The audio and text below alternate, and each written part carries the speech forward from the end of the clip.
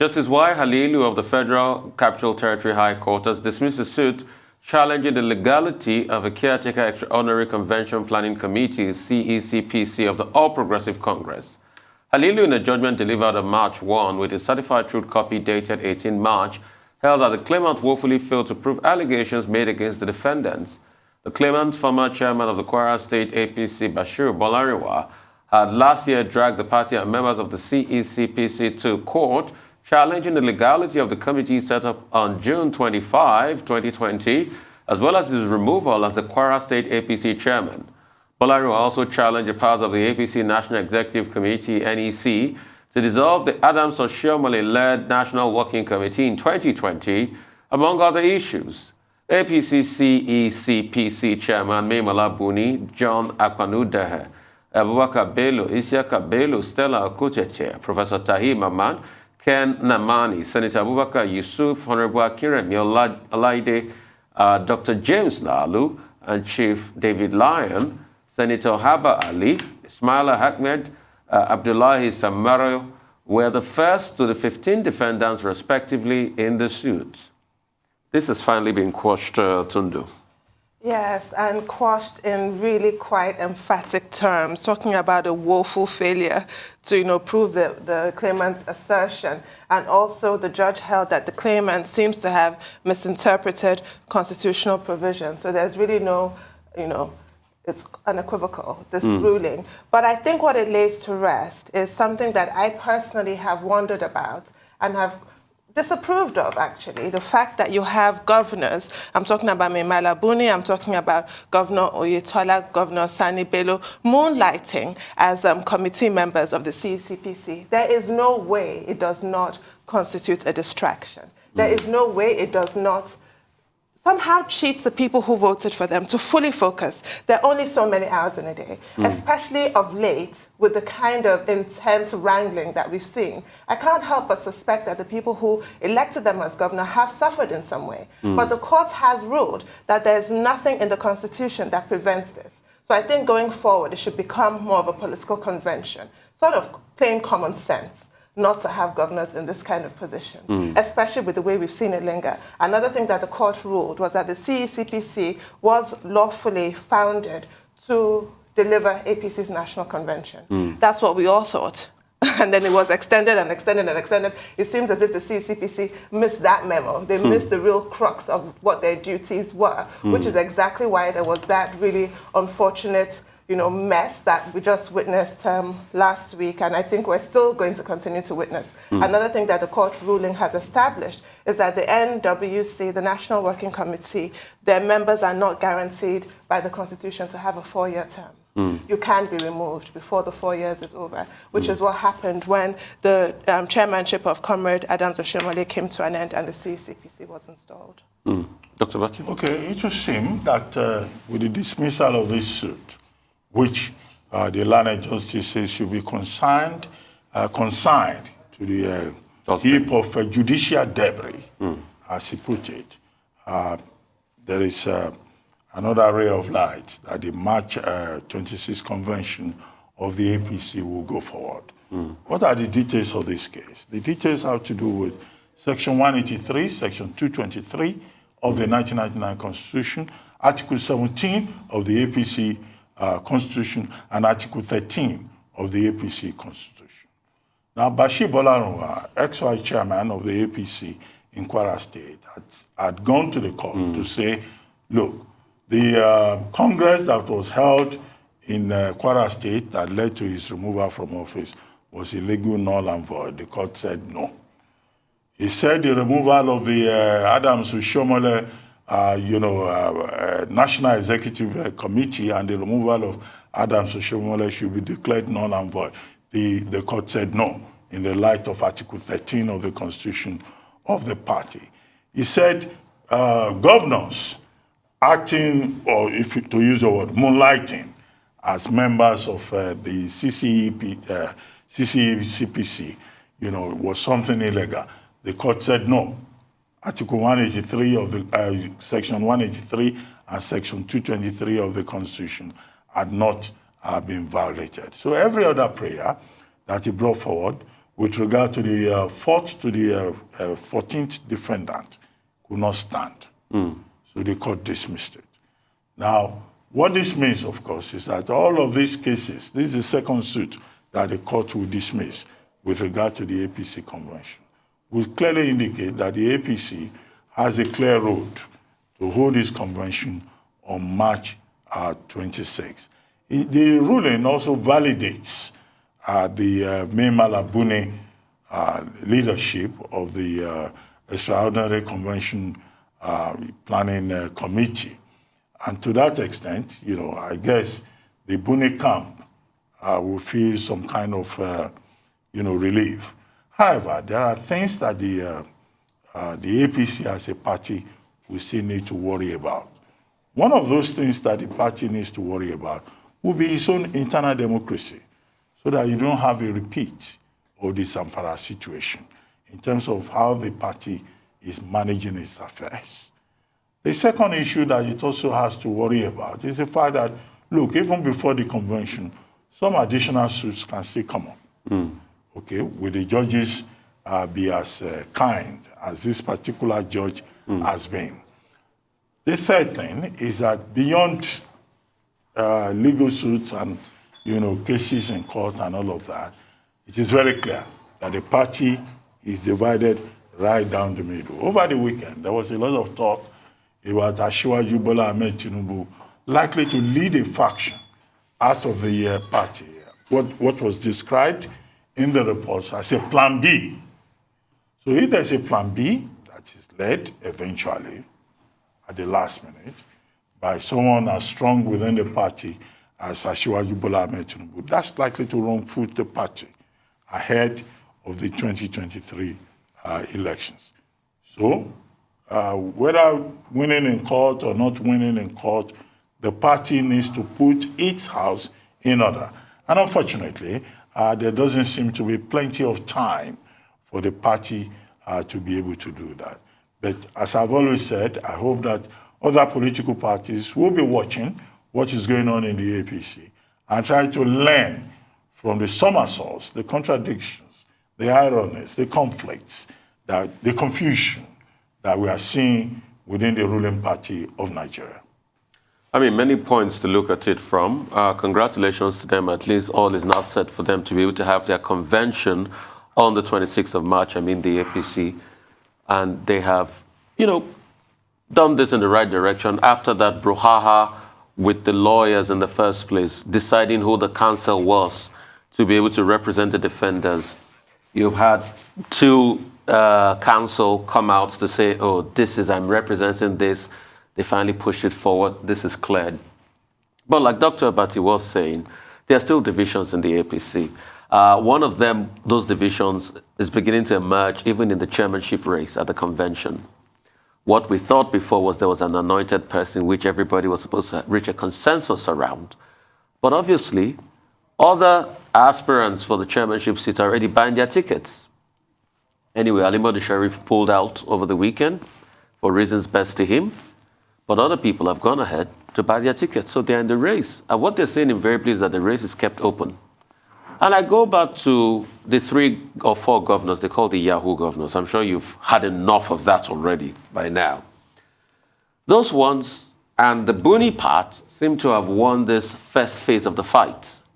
Because after Buni was removed, El Rufai came on television to say, oh, we've sorted Buni's matter, and for peace to reign, Buni has to step down. And El Rufai said all of that on television. And now there's egg on his face. He has to pick his words back because Buni is back there running the show. The true fight will come at the convention. It's going to be split down the middle. I use the words deliberately, Second or Third World War at that convention. And they are going to fight for every position. It's going to be big considerations for the Yahoo governors faction and the 19 governors faction, even down to the soul of the party, down to who is going to be chairman. The subtext of all of this we're hearing is that the reason why some people are holding on so hard is that some key players, names not mentioned, actually want to be vice presidential candidate for whoever emerges in the APC. That's another subtext to it.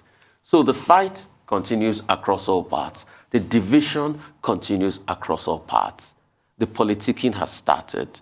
And as we roll into the month of April, big declarations will be made. Many other presidential candidates will enter the race in the month of April. You're going to have a lot of politicking starts. By May, they should be wrapping up their primaries. So those that will defect, you will see them in full swing. And to corroborate the story, in fact, a particular political party is being mentioned as the Plan B fallout party. And there are talks already going on now. So politics is interesting. Let the games begin. That's all on news headline. We'll take a short break now. When we return, we'll have Rotu Sodiri, Michael Wilson, and this one Moro and Aaron Akejola to give us updates on Africa, global business, COVID-19 and sporting activities across the globe. Stay with us.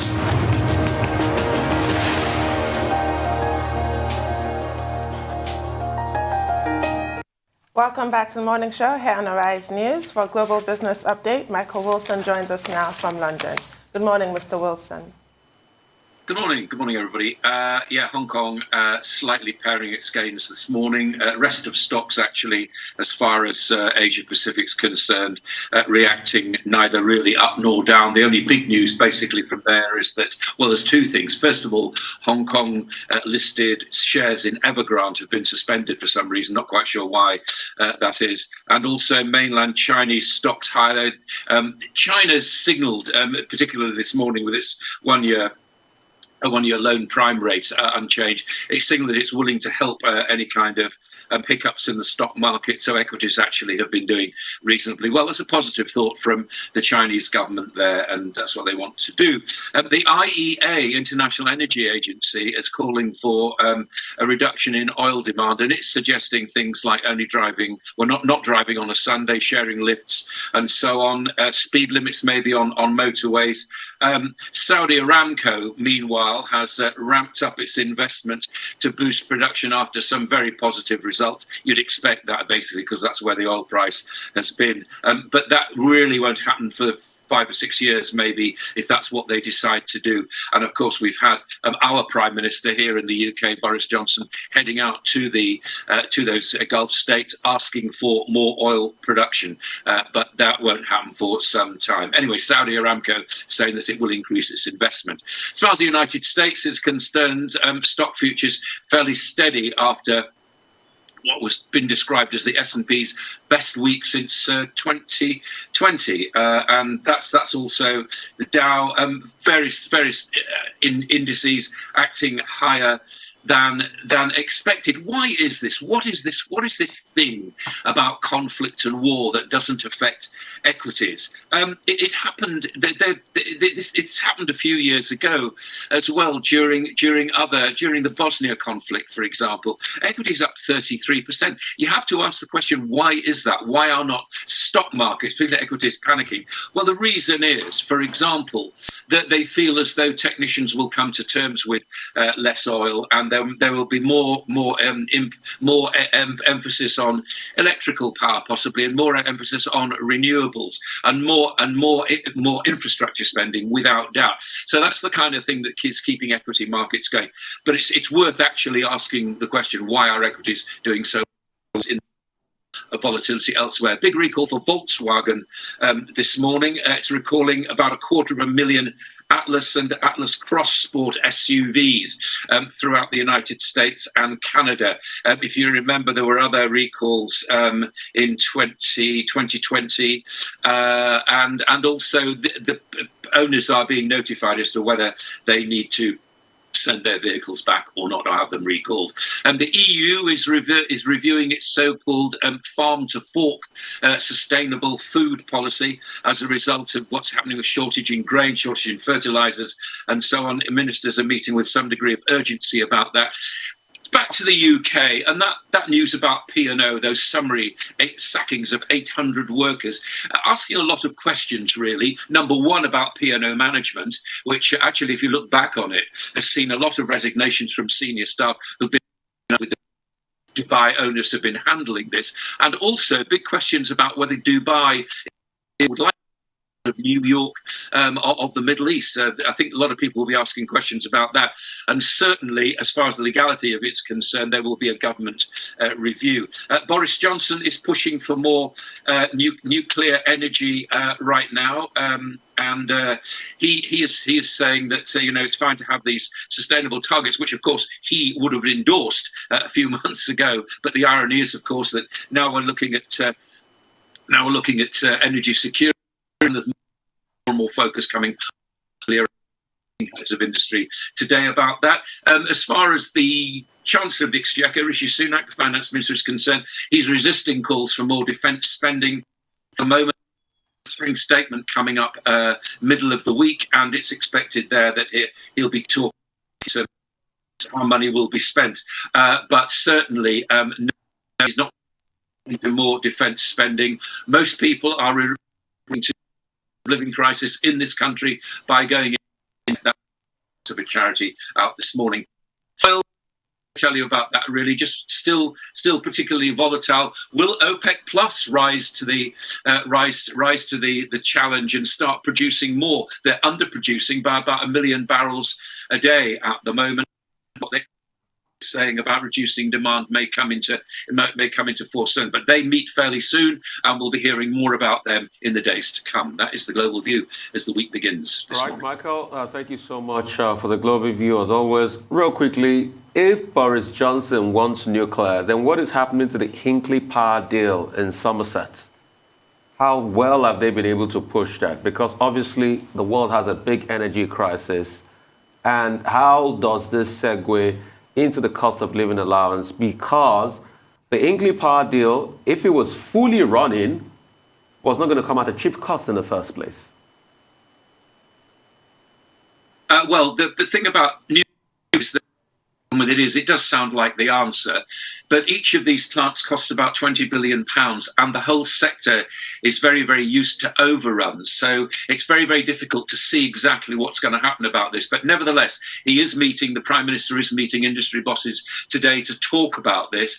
But how you actually run public projects,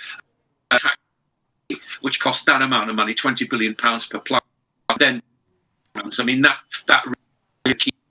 Against that, of course, you've got a Chancellor whom you quite rightly say is worried about the cost of living crisis in this country, who is saying there will be no more spending. And in particular, it's the kind of defence budgets and also the health budgets which come under criticism for being badly managed, as they have been in the past. So really, it's going to be very interesting to see what he says about this on Wednesday. Well, Saudi Aramco ramping up production, although it's over a period of 5 years. How is that going to help to reduce energy prices, considering the fact that Prime Minister Boris Johnson went to Saudi Arabia, went to the UAE to ask that the oil majors should increase production? What is likely to be the impact in the short term, or there is no connection? And then secondly, the P&O ferries.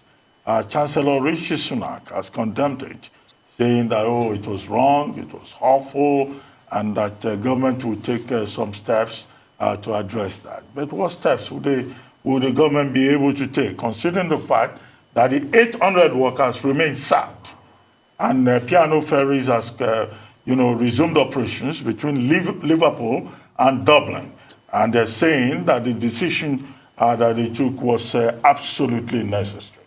And finally, I know you don't like to talk politics, but this is political. Prime Minister Johnson comparing the situation in Ukraine to the UK's exit from Brexit. What is the connection? Or is it just, displacing the issue? If I could piggyback on that P&O ferry story, Mr. Wilson and Dr. Abati, there was a report yesterday from the Sunday Times that while the government is making, the correct outrage noises about that appalling sacking, as it's been described, they actually had been forewarned about it, that there was a memo that was sent to ministers about it. So I'd also like your comment on that. Certainly. Well, let's talk about Boris Johnson and Ukraine first of all. I think it just heightens the idea that he's a politician at heart and is using. It was a silly thing to say. I mean, and again, the Chancellor himself, actually, the Finance Minister, sort of distanced himself from that as well. It's mouth talking before brain engages, I think, there, and it's not really comparable at all. I mean, it's a very, very different kind of system. He's saying what he was in fact saying is that the wish for freedom from the UK demonstrated against the EU is similar to the wish for freedom that Ukraine has developed has fostered against Russia. I mean, it just really was. I think most people are seeing that as a rather shameful thing to say, and I suspect you may be seeing some apologies later on. As far as P&O is concerned, yes, I saw that story in the Sunday Times yesterday.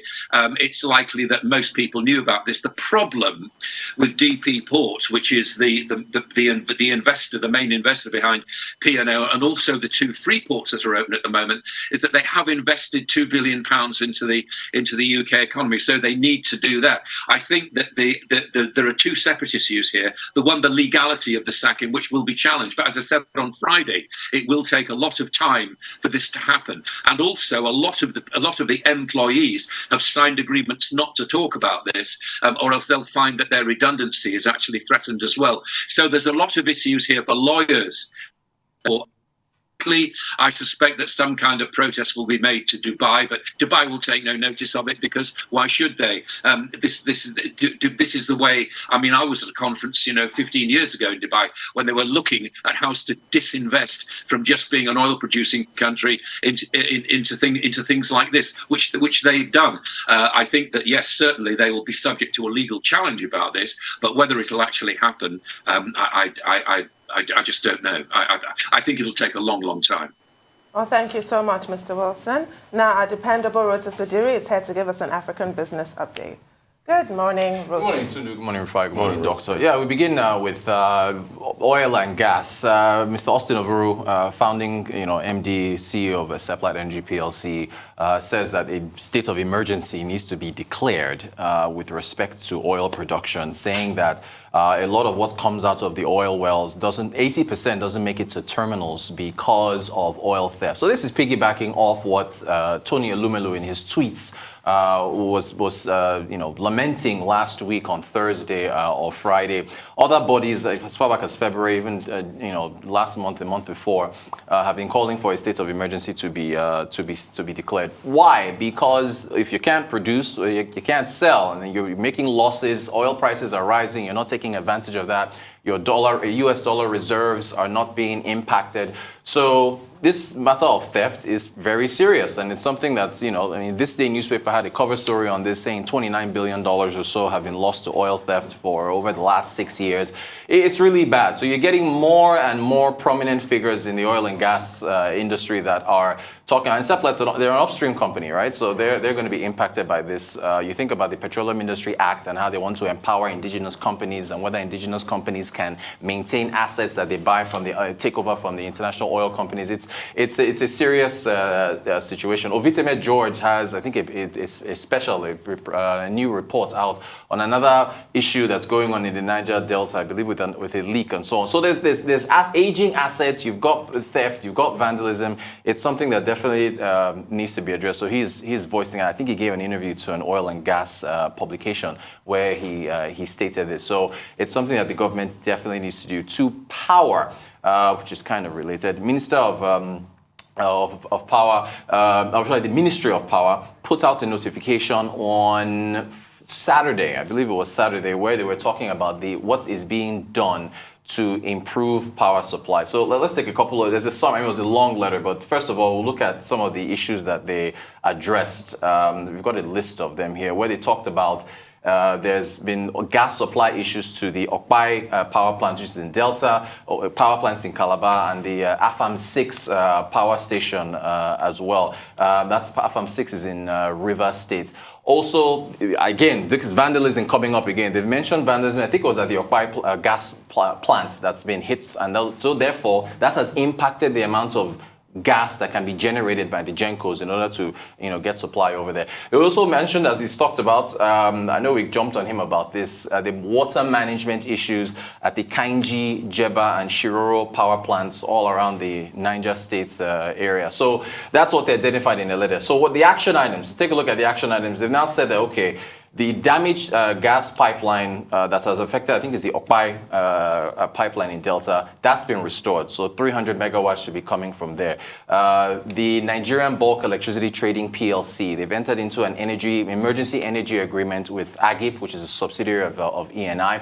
That's supposed to bring in 400 megawatts. And they've also said that something called pigging of gas pipelines to the Odupani plant, which I believe is in Cross River, is nearing completion. I think pigging is supposed to be some kind of process whereby you put these little devices and they're supposed to flush out clogged gas pipelines. So they're saying that that's what's going to happen there. And then the Nigeria Electricity Regulatory Commission has entered a special gas price agreement with the Nigerian Gas Marketing Company, which is supposed to bring on board about 800 megawatts from the power plants that are owned by the Nigeria Delta Power Holding Company. So this is supposed to improve capacity utilization. So all in all, you're looking at another extra, power that's supposed to be coming from all these things that they've identified. We will see if that takes place.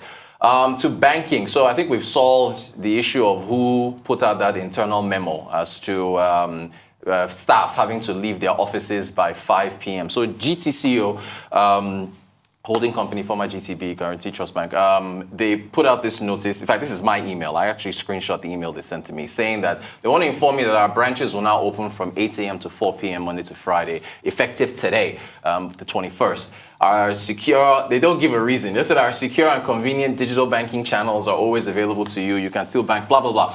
So when that internal memo came out, people were trying to wonder who it was. And so if you put 2 and 2 together, how would staff leave the office by 5 o'clock, if they close at 5? Because we use the operating hours and we're like, I didn't mention who the bank was because I wasn't sure.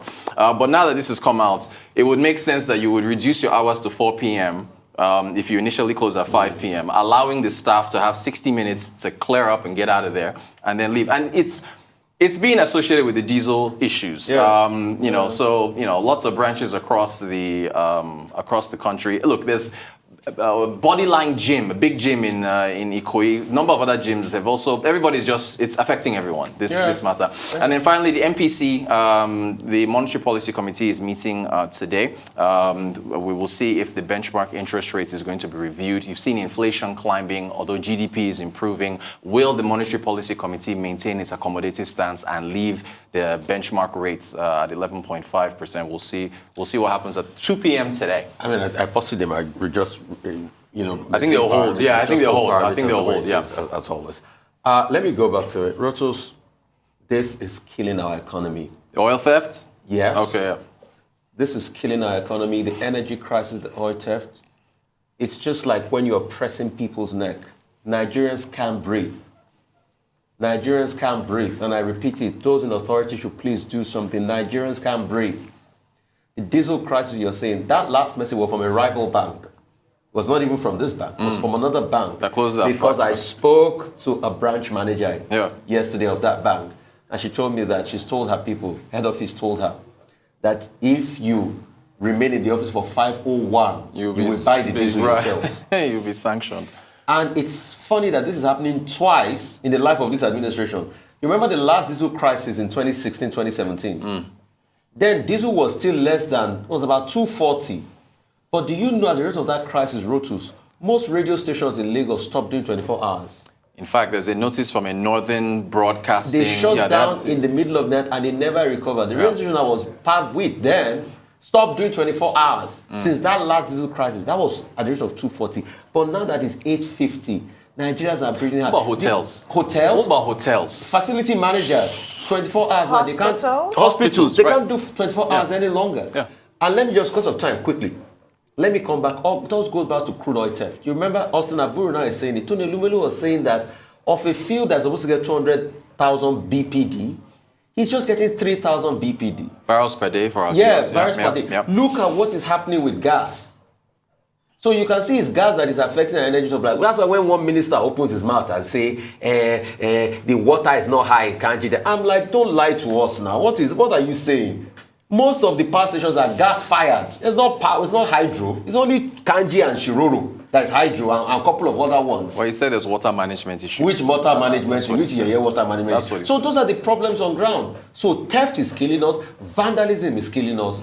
Most importantly, I repeat, Nigerians can't breathe. Oh, Nigerians can't breathe. Okay, on electricity. On Wednesday, when the Minister of Power addressed the press corps at the Villa, he said they were facing a number of challenges, and he outlined them. Shortage of gas was on top of the list. Vandalism was part of it. He also mentioned scheduled maintenance. Okay, he gave excuses, but now the story you have brought says an attempt is being made to address the problem. Now, on top of all of this, is the Central Bank of Nigeria introducing about 104 billion naira, about $250 million or so, to try to address the problem. And my concern here is, okay, the CBN again is moving into the energy sector. It wants to interface between the transmission company of Nigeria and the discos. What else is the CBN of Nigeria going to deal with? I will not be surprised if we wake up one day and the CBN of Nigeria is responsible for maintaining the presidential villa. And the question to ask is, where is this money coming from? Is it from ways and means? Is anybody looking at the volume of ways and means that we have had under the current regime of CBN, dealing with maybe agriculture, micro businesses, the COVID pandemic, and also now electricity? So this is an indication that we have a very serious problem. Now, diesel, it's not just about diesel, and the banks. Okay, you may link the problem of diesel to the bank saying we are regulating, operation hours. But look, the Manufacturers Association of Nigeria has put out a statement to say that many of its members are shutting down. Aviation fuel, the airlines, they've been threatening that going forward, Nigerians may not be able to travel by air. Okay, households are also affected. How many households can afford 750 naira, 850 naira per liter of diesel? So we're in a very difficult place. Some people say we're between a hard place and what is that? Between a rock and a hard place. So there's general crisis within the environment. Austin Avuru says 80% of crude oil production, goes to crude oil theft. When we discussed the concerns of Tony Elumelu, as expressed in February and again in March, Tony Elumelu, who should know, he owns an oil company, OML 17, said that in fact it's up to 95%. So you find Tony Elumelu, expressing concern. You'll find Austin Avuru, formerly of Seplat, also expressing the concern. And everybody just raises this issue about crude oil theft. What happened to technology? What happened to security, which Tony Elumelu talked about the other day? And some people were saying, oh, he should not complain. It's part of the problem of Nigeria. But the truth of the matter is that we're not getting it right, whether it's with regard to energy or with regard to crude oil processes, or even with regard to banking. Don't believe all these bankers saying, oh, it's because of diesel. Many of these banks also do not have the right processes. And we have now reached a situation where the Central Bank of Nigeria, which is supposed to be the banker's banker, focusing on monetary policy, is now going to be chasing electricity all over the place. So this is a clear indication of disruption within the system. And I go back to that original point that we made at some point last week, that whoever is going to become president of Nigeria, when that person begins to campaign, or those persons begin to campaign, we would like to know what their thoughts will be on many of these problems that have crystallized, and that have become cancerous. The worst possible time. So who is going to cure this cancer? Who is going to apply the medicine? Over the weekend, somebody was talking about articumycin. So maybe we will have other mycins But it will be our duty and our responsibility to interrogate whatever machine anybody is bringing ahead of 2023. Well, my concern is that we all witnessed what happened during the COVID-19 lockdowns in 2020 when the entire economy was ground to a halt because of a communicable disease, and only essential workers were allowed out. This is where we appear to be heading because of complete ineptitude in the system. And that's really all I have to say about it. It's a complete disgrace. It's really bad. It's really bad. Thank you very much. Thank you so much. Thank you so much. So are we going on a break or straight to Adeswa? For an update on COVID-19 pandemic, Adeswa Omoran is here with us. Good morning, Adeswa.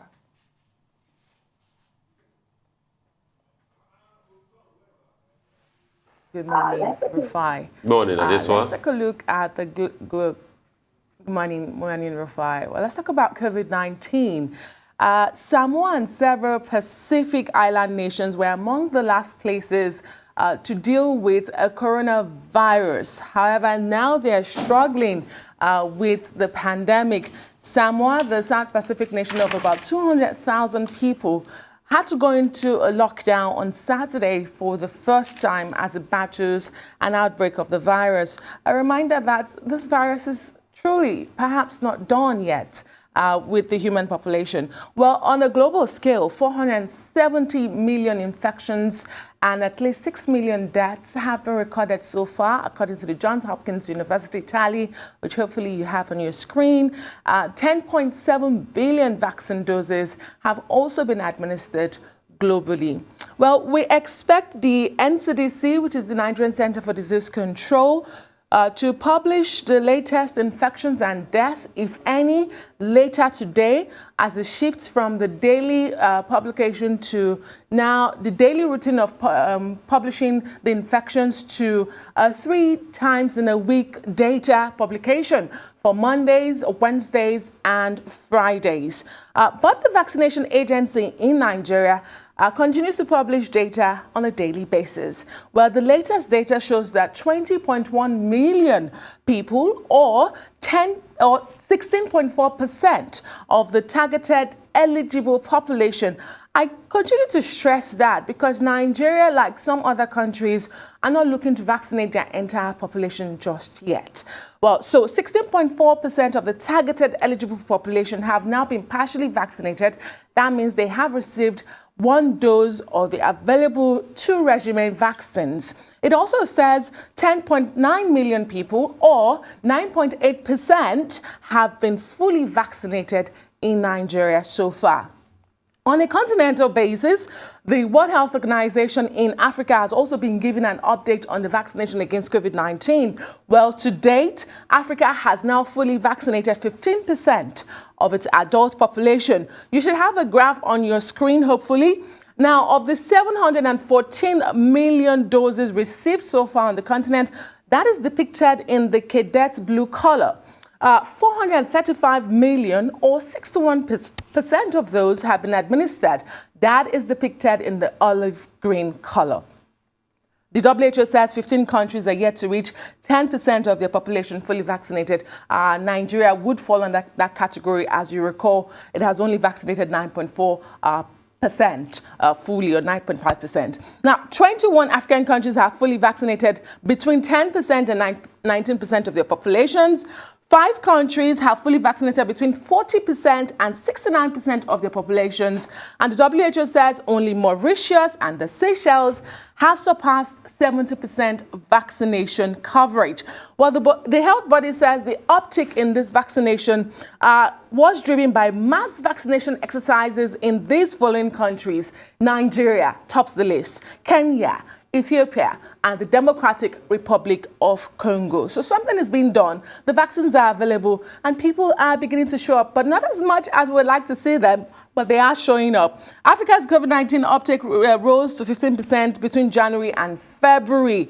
That's up from the previous months that we have seen. But let me quickly move to Hong Kong, where cases are plateauing, and the leader, Carrie Lam, hours ago this morning, announced a raft of measures, including a lift of flight bans on 9 countries, including Britain, US, and Canada.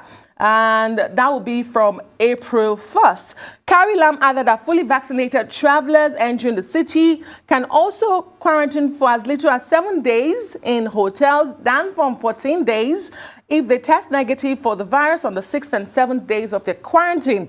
Those travelers must have tested negative pre-departure to the country. The plans for citywide testing in Hong Kong has now been suspended, according to her.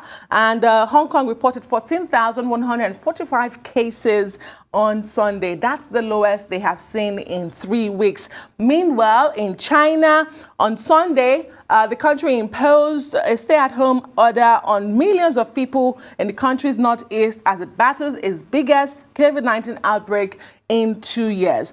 Jilin is the second biggest city in the Jilin province, which borders Russia and North Korea.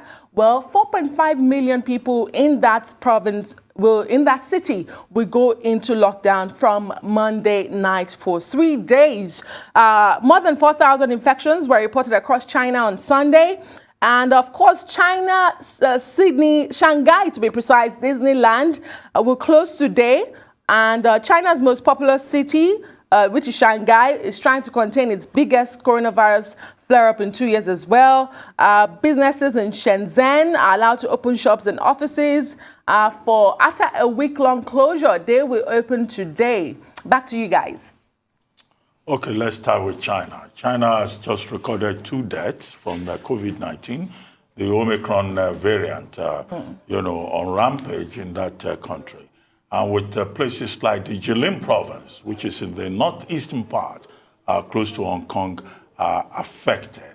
7.5 million population in Shenzhen are only allowed to go out, maybe in 2 days to go and buy food. And in Shangzhou, 9.5 million population, we have a similar situation.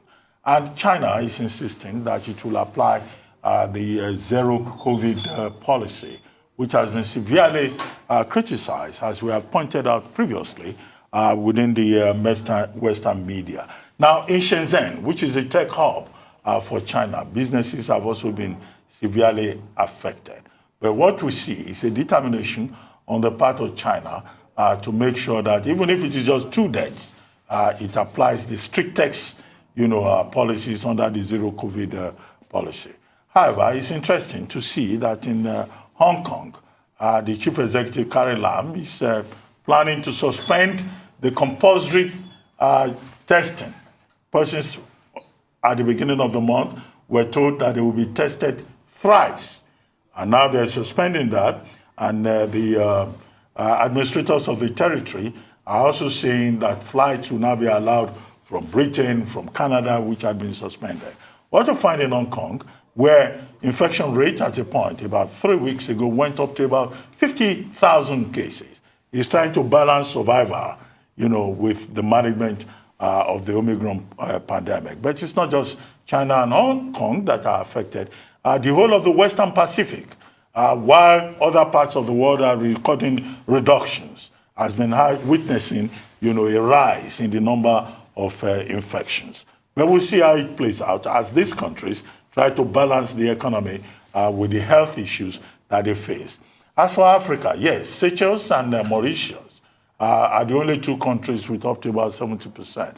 But if you look at the entire continent, why the news from Dr. Moeti, maybe, heartwarming and heartening, the truth of the matter is that even the uptake that has been reported in Africa, you need to have it up to about 9 times for us to be able to have, an average of, 70% vaccination rate across the continent. So in other words, the good news has to be moderated with the fact that there are variations from one country to another. Yes, some of these countries are far below 10%. So the health authorities, will say, well, should not rest on their horse. As more vaccines has arrived in Africa, you need to continue to develop the health systems. And I hope that the various, governments, health ministries across the continent will learn the relevant lessons. So we should not jubilate yet. And nobody should assume that the pandemic, has been conquered, if I may use that expression. Well, nobody's under any such illusions in Hong Kong. The reports coming out of there are horrendous. The way the elderly are being treated, not able to have a shower for 3 weeks, and having just the dead bodies piling up right next to where the elderly are being treated. It's just really shocking. And it just goes to show the importance of taking those vaccines. I don't understand how Hong Kong really missed the boat on that one in just such a cataclysmic fashion. I really don't. So one thing is certain that we're not out of the woods yet. Let's not have the false illusion that it's all gone. Countries in the West are opening up. Why are they opening up? They are opening up because in England, for instance, they have well over 50% vaccine uptake, close to 70%. In most parts of Europe, it's the same. So they can take the chance to open up. In Africa, we're not there yet. In fact, I don't think it was right for Dr. Mueti to release such a report, because what it does is it gives you a false sense of optimism, and it's very false. For us to make any impact, and I was talking to some stakeholders, as regards vaccine uptake in Nigeria, and they told me in confidence that, Rufai, the best Nigeria will be able to do is 40% vaccine uptake. We won't even cross 50%. And as it is today, we are not even anywhere near that 40%. And this was what the stakeholders told me, that if we get to 40%, we'll say it's triumphalism. But we are not anywhere near that 40% to start with. So it just shows us a big problem. And the sad part is I'm not seeing the campaigns for the vaccine uptake. I'm not seeing that big push. Nobody's urging people out, to go take the vaccines. They've put it in the marketplace, but there's no push around it.